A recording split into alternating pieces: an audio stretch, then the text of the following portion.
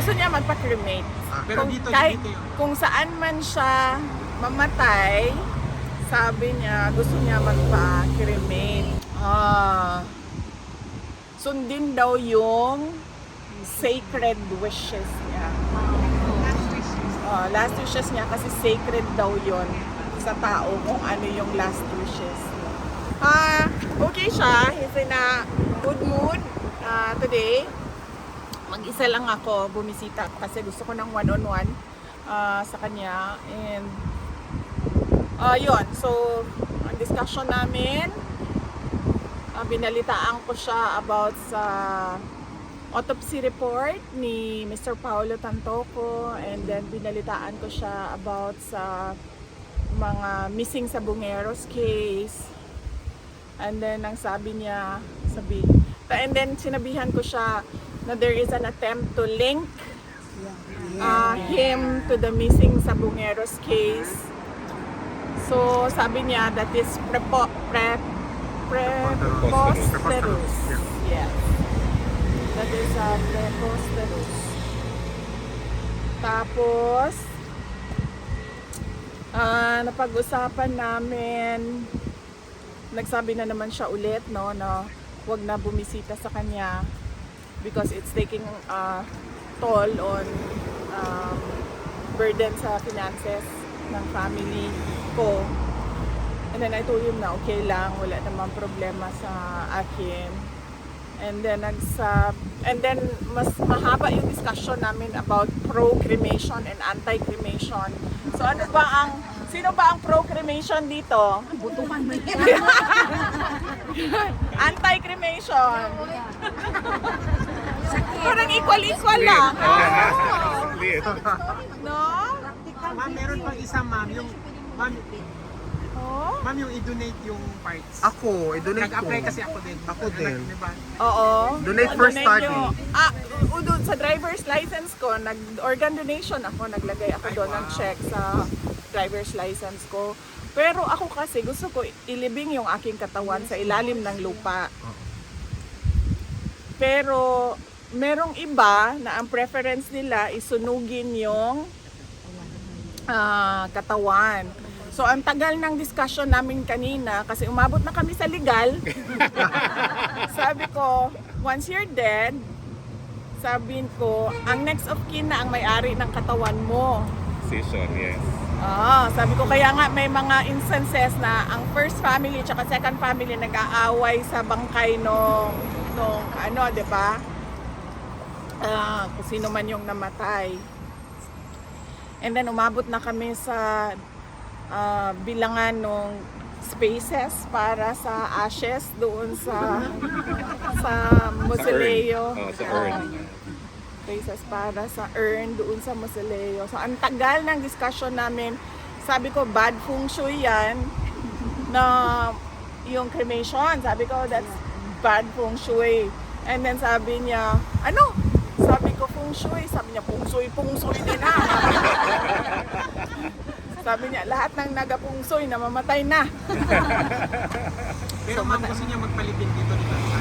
No, gusto niya magpa-cremate. Pero dito, kahit dito yun. kung saan man siya mamatay, sabi niya gusto niya magpa-cremate. So, noong last time kasi na napag-usapan namin, naputol yung discussion namin about, kasi may iba kaming kasama, may iba akong kasama pag-bisita. So, naputol yung discussion kung pro and anti-cremation. So kanina medyo mahaba talaga yung discussion namin about cremation. Ang ending, sabi ko, so pagpatay na ang tao, 'di ba? Hindi na niya alam kung ano mangyayari sa katawan niya. And by law, yung katawan na yan ay property na yan ng next of kin. Sabi niya, unang-una, hindi property ang katawan ko. Sabi niya, hindi property ko ni Nino Man. Sabi niya, hindi to property ni Nino Man ang katawan ko. At sabi niya, sundin daw yung sacred wishes niya. Last wishes niya kasi sacred daw yon sa tao kung ano yung last wishes niya. So sinabihan ko siya, ma'am, sabi ko, sige, yung eldest na lang namin na kapatid ang pagawain mo. Kasi hindi ko talaga gagawain na sunugin yung katawan mo kasi bad feng shui. Hindi ma'am, hindi rin masusunog. Ay, susunugin talaga yan kasi wala siyang will. Kung meron siyang testament na nandoon, hindi susunugin. Susundin siya. O susundin o sino yung mga anak. Kailangan meron siyang will. Ganun yung nangyari sa asawa ko. Oh. Yeah, kailangan kung meron na or wala, susundin talaga. So yun. Kay Angie. Well, as a former president, yes. Oo. Kaibigan naman ba yan? Yes. Entitled to be Pero ayaw niya kasi ng mga ganun, ma'am. Ang gusto lang niya is paano i-dispose yung katawan niya. Balik pag next time tanungin ko sa kanya, bakit ayaw niya sa ilalim ng lupa? Takot sa bulate. Or baka ganun, no? Pero ma'am, biblical yung ililibing, hindi yung susunugin.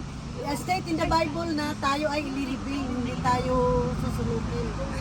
Biblical yun. Ay, nasa kanila. Tsaka sa custom din ng Pilipino, nililiping talaga yung katawan, di ba? Kasi ang sabi niya,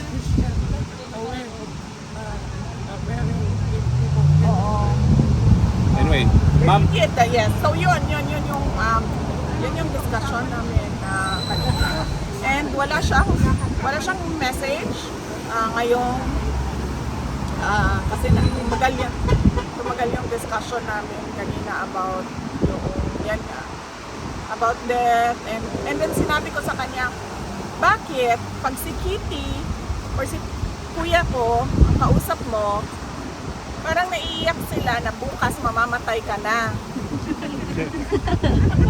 Sinabihan ko yun sa kanya kasi bakit iba-iba yung assessment namin, yung assessment ng ni Kitty tsaka ng kuya ko, mamamatay ka na. And then ako, parang sa tingin ko, hindi ko pa mamamatay. Sabi ko sa kanya.